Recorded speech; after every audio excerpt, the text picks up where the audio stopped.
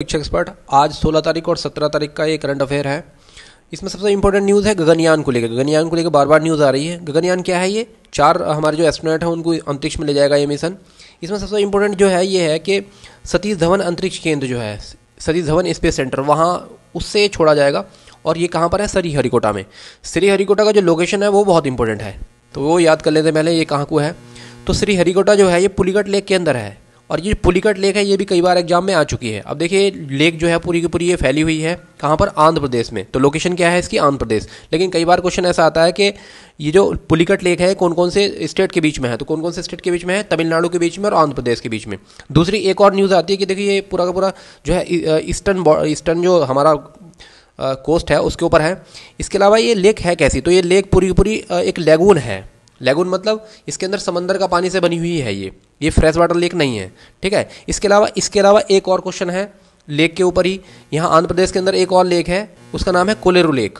Kolleru lake, ये देखिए इसका जो पोजीशन है वो यहाँ पर है ये। लेकिन ये कोई ऐसी लेक नहीं है जो लेगून हो, ये फ्रेश वाटर लेक है। और ये कौन कौन सी नदियों के बीच में है? गोदावरी के बीच में और कृष्णा के बीच में, ये याद रखना है, ठीक है, दोनों के बीच में। ये क्वेश्चन आ चुका है 2014 के अंदर कि कौन सी लेक थी ये। तो यहाँ पर देखिए इसमें कोलेरू लेक के ऊपर क्वेश्चन दे रखा है। यहाँ पर कोलेरू लेक एक ऑप्शन में है इसमें। अब पूछते हैं कि एक कॉन्फ्लुएंस ऑफ मूसी और कृष्णा, तो ये उस वहाँ पर है नहीं, ये तो दोनों के बीच में है। किसके बीच में? कृष्णा के बीच में और गोदावरी के बीच में। तो ये याद रखना है आपको, 2014 में क्वेश्चन आया था, दोबारा रिपीट हो सकता है। इसके बाद है बीजिंग में BRI का जो मीटिंग हो रहा है, मैंने बताया था कल परसों कि ये कहाँ पर हुआ। तो ये हो रहा है अभी बीजिंग के अंदर। BRI belt and road initiative. कई बार ये कुछ पूछ लेता है कि BRI जो है किसका इनिशिएटिव है? तो किसका है? चाइना का इनिशिएटिव है। और काहे के लिए है ये? चाइना ने क्या करा है कि अपना जो मैन्युफैक्चरिंग है पूरा, उसको पूरी दुनिया में फैलाने के लिए पूरी रोड बना दी है। और पूरा का पूरा मैरीटाइम भी, मतलब इसके अंदर रोड का भी रूट है और दूसरा मैरीटाइम रूट भी है। तो चाइना को पूरी दुनिया से जोड़ने वाला रूट है। इसकी मीटिंग हो रही थी, चूँकि ये पूरा इस पर बवाल हो गया। यूएसए इसके अंदर नहीं है, इंडिया इसके अंदर नहीं, तो कई सारी कंट्री ने इस पर ड्रॉबैक कर लिया है इससे। क्योंकि एक पॉलिसी चलती है चाइना की, डेप्ट ट्रैप पॉलिसी, ठीक है। उसमें क्या करता है, ये डेप्ट देता है कंट्रीज को और उसके बाद उनको फंसा लेता है। मतलब वो डेप्ट में फंस जाते हैं। हाई इंटरेस्ट रेट होता है उसका, तो वो कंट्री चुका नहीं पाती और फिर इसके अधीन हो जाती। तो एक तरह से ये इसकी भारत जो है, भारत इसके अंदर नहीं है। भारत, मैंने पिछली वाली लेक्चर में बताया था कि भारत इसके अंदर क्यों नहीं है। इसके बाद आगे बढ़ते हैं। कुछ डाटा आया है अभी, जैसे कि एम्प्लॉयमेंट उसका आंकड़ा है, labour force participation rate, LFPR बहुत इंपॉर्टेंट है। लेबर फोर्स पार्टिसिपेशन रेट, इसे निकालता कौन है? ये इस पर क्वेश्चन आ सकता है। तो इसे निकालता है ministry of statistics and programme implementation, LFPR, बहुत इंपॉर्टेंट है ये। इसने बताया कि 2022-23 में हमारे यहाँ जो अनएम्प्लॉयमेंट रेट है वो 5.1 है, 5.1%, ठीक है। ये याद रखना है, थोड़ा सा अच्छा इंपॉर्टेंट है ये। इसके अलावा LFPR के अंदर जो मेल्स का रेट है वो कितना है? 54.6, मतलब कितने मेल, 100 में 100 हैं तो उनमें से 54 इतने मेल काम करते हैं। इसके अलावा LFPR में फीमेल्स की कितनी हिस्सेदारी? तो 31.6, मतलब हमारे यहाँ अगर 100 महिलाएं तो उनमें से केवल 31.6 ही, मतलब 32 के करीब महिलाएं जो हैं वो काम करती हैं। इसके अलावा जो वर्कर पॉपुलेशन रेशियो हमारे यहाँ 51.8 है। मतलब हमारे यहाँ अगर 100 टोटल लोग हैं तो उनमें से लगभग 52 लोग जो हैं वो काम करते हैं।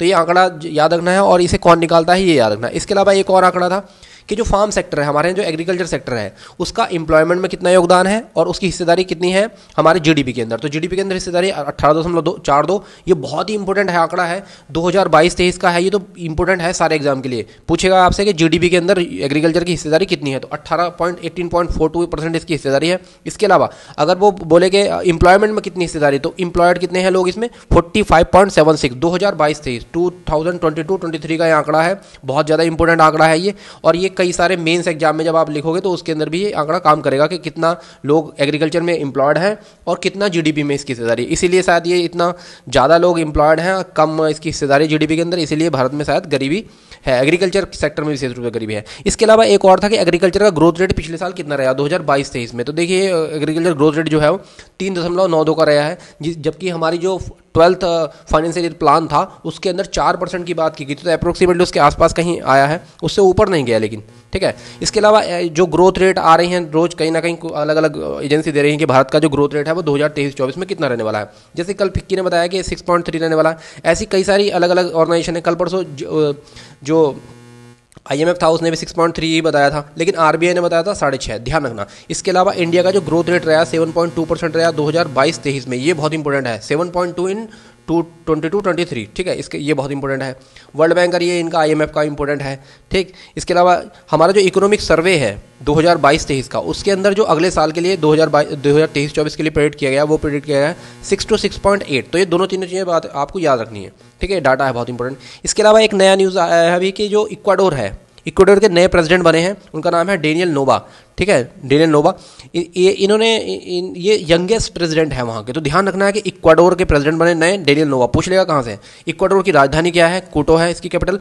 इसके अलावा ये इक्वाडोर है किधर? तो जो साउथ अमेरिका है उसके इधर है, मतलब नॉर्थ वेस्ट में है, ये पेरू के ठीक ऊपर है इक्वाडोर। तो याद रखना है इसकी लोकेशन क्या है, क्योंकि पूछ लेगा कि इक्वाडोर अफ्रीका में है कि साउथ अमेरिका में है कि किधर है कि उधर है, ठीक है। इसके बाद आगे बढ़ते हैं। इसके बाद कल एक न्यूज़ आई थी कार्बन फुटप्रिंट को लेके कि कार्बन फुटप्रिंट क्या होता है। तो कार्बन फुटप्रिंट ये होता है कि कोई भी किसी भी आदमी या किसी भी ह्यूमन एक्टिविटीज़ की वजह से जितना भी आप ग्रीन हाउस गैसेज इमिशन करते हैं उसी को बोलते हैं कार्बन फुटप्रिंट, ठीक है। अब ये कई सारी चीज़ों की वजह से होता है ग्रीन हाउस इमिशन। अब देखिए इसमें कई सारी चीज़ें हमारे लिए इंपॉर्टेंट है। पहला तो ये है कि भारत की जो टोटल CO2 इमिशन है वो कितना है, या ग्रीन हाउस इमिशन के मामले में भारत कितने नंबर पे है। तो भारत तीसरे नंबर पे, पहले है इसमें चाइना, दूसरे नंबर पे कौन है? USA, टोटल CO2 इमिशन में, ठीक है, टोटल कार्बन इमिशन में चाइना नंबर 1 पे है, दूसरे पे USA और तीसरे पे भारत है, ठीक। इसके अलावा अगर बात करें ग्रीन हाउस गैसेस इमिशन की, तो भारत के अंदर जो total green house gas emission होता है उसके अंदर सबसे ज़्यादा योगदान किस चीज़ का है, सबसे ज़्यादा हिस्सेदारी? तो देखिए बिजली, हमारे यहाँ जो बिजली प्रोडक्शन होता है, इलेक्ट्रिसिटी प्रोडक्शन होता है जैसे थर्मल पावर प्लांट से, उसका सबसे बड़ा योगदान है। दूसरा एग्रीकल्चर का है, मतलब हमारे यहाँ जो कार्बन इमिशन होता है ग्रीन हाउस गैसेज इमिशन में, एग्रीकल्चर का नंबर 2 पे है और तीसरे पे है मैन्युफैक्चरिंग। तो ये तीनों याद रखने हैं आपको कि पहले नंबर पे है थर्मल पावर प्लांट, दूसरे नंबर पे है एग्रीकल्चर और तीसरे पे मैन्युफैक्चरिंग। ये बहुत इंपॉर्टेंट है। कार्बन फुटप्रिंट याद रखना है। कार्बन फुटप्रिंट क्या है कि कोई किसी भी व्यक्ति के पर ह्यूमन एक्टिविटीज़ की वजह से, उसकी एक्टिविटीज़ की वजह से कितना कार्बन इमिशन होता है, मतलब कितनी ग्रीन हाउस गैसेज इमिट होती हैं। तो ये याद रखना है आपको इसमें। इसके बाद है, इसके साथ आप याद रख लो COP26। ये कार्बन इमिशन या ग्रीन हाउस गैसेज को कम करने के लिए भारत सरकार ने एक पंचामृत चलाया था, पंचामृत, COP26 के दौरान, ठीक है। अभी COP26 के दौरान जो पंचामृत था वो ये था, देखिए ये ग्लासगो में हुई थी मीटिंग COP26 की। अभी COP28 की होने वाली है, वो आपको याद रखनी है कहाँ पर होगी, वो UAE में होगी, कहाँ पर होगी COP28 की मीटिंग।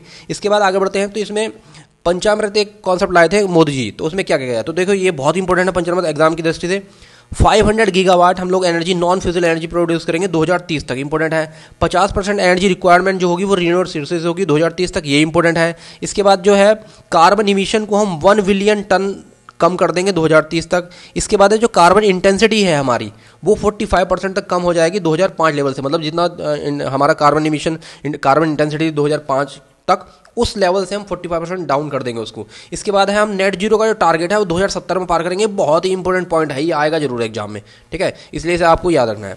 इसके अलावा देखिए कल बात हो रही थी कि USA के जो लोग हैं हमारी टेक्नोलॉजी चाहते हैं, इसमें ज़्यादातर तो ये इंपॉर्टेंट है कि यहाँ पर जो है लैग्रेंज जो L1 मिशन है भारत का, आदित्य L1, उसके बारे में बात हो रही थी। तो L1 क्या है, ये यहाँ पर पूछ सकता है कि L1 क्या है। तो L1 देखिए, L1 एक ऐसी जगह है जहाँ पर धरती का और इसका ग्रेविटेशनल फोर्स जो है सन का वो बराबर हो जाता है, उसे बोलते हैं लैग्रेंज 1 पॉइंट। ऐसा पॉइंट जहाँ पर धरती का और सूर्य का, मतलब सन और इसका का ग्रेविटेशनल फोर्स बराबर हो जाता है, उसे बोलते हैं लैग्रेंज 1 पॉइंट, इसका फुल फॉर्म है। और देखिए कितना दूर है ये, तो लगभग 15 लाख किलोमीटर दूर है धरती से। जो लंबाई है यहाँ से यहाँ तक की, जो लंबाई है पूरी यहाँ से यहाँ तक की जो दूरी है लैग्रेंज L1 पॉइंट की, वो कितनी है 1.5 मिलियन किलोमीटर, मतलब 15 लाख किलोमीटर। तो ये याद रखना है L1 का मामला जो है। इसके बाद देखिए ये 2 खिलाड़ी हैं बहुत इंपॉर्टेंट, धीरे धीरे करके आप आसियान गेम के सारे खिलाड़ी याद, सारे मतलब जो गोल्ड मेडलिस्ट हैं वो तो याद रखो क्योंकि उन पर क्वेश्चन आएगा पक्का। तो यहाँ पर देखिए पारुल चौधरी हैं, ये अविनाश सबले हैं, दोनों के दोनों गोल्ड मेडलिस्ट हैं। ये स्टीपल चेज में है और ये जो है ये 5000 मीटर रेस के अंदर है पारुल चौधरी, और ये है सबले। ऐसे करके धीरे धीरे आप इसमें याद कर सकते हैं। इसके अलावा देखिए पैरा एशियाई ओलंपिक पैरा एशियाई गेम जो होने वाले हैं वो वहीं पर होंगे चाइना के अंदर, ठीक, हुआंगजू में। ये देखिए हुआंगजू में। इसमें इंपॉर्टेंट ये है कि कौन कौन ध्वजवाहक थे, ये भी बहुत इंपॉर्टेंट। तो अमित सरोहा, ठीक है, और इसके साथ एक और हैं पारुल परमार, ये दोनों लोग ध्वजवाहक होंगे, मतलब जो फ्लैग बियरर होंगे ओपनिंग सेरेमनी में। ऐसे ही आपको ये याद रखना कि आसियान गेम्स के अंदर फ्लैग बियरर कौन थे ओपनिंग और क्लोजिंग सेरेमनी के अंदर, ये बहुत इंपॉर्टेंट है। इसके बाद एक और बड़ी न्यूज़ है, क्रिकेट जो है वो ओलंपिक में आने वाला है 2028 से, याद रखना है आपको। लॉस एंजलिस में होंगे 2028 के, 2024 के कहाँ होने वाले हैं, वो पेरिस में होने वाले, दोनों याद रखना है, बहुत इंपॉर्टेंट है। क्रिकेट के उसके में, लेकिन ये पूछेगा इसमें कि कौन से ओलंपिक से, 2028 के लॉस एंजल्स ओलंपिक है उससे ये आएगा। इसके बाद देखिए इसमें ये है कि यूके और इंडिया जो है वो 2+2 डायलॉग चालू कर रहा है। 2+2 डायलॉग हमारे कौन कौन सी कंट्री और के साथ हैं? 2+2 का क्या मतलब है? 2 का मतलब यहाँ पर कौन कौन है, कौन कौन सी मिनिस्ट्री इसमें इन्वॉल्व रहती?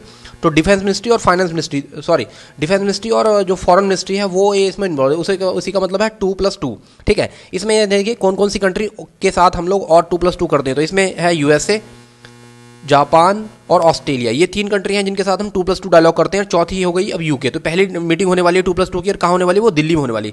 इसके बाद एक बड़ा न्यूज़ है, Arindam Bagchi. Arindam Bagchi UN ambassador, UN के अंदर भारत के एम्बेसडर बन चुके हैं। ये भी बहुत इंपॉर्टेंट न्यूज़ है, याद रखनी है आपको। इसके बाद आगे बढ़ते हैं। इसके बाद देखिए एआई समिट होने वाले, global summit, global partnership on AI summit होने वाली है ये इंडिया के अंदर, न्यू दिल्ली में। इसमें इंडिया ने इनको इनवाइट किया है, तो बहुत ही ज़्यादा इंपॉर्टेंट है ये।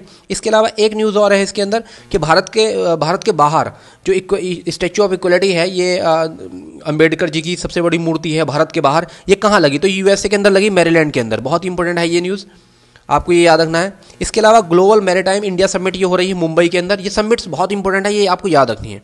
ये आज का करंट अफेयर था। Thank you very much.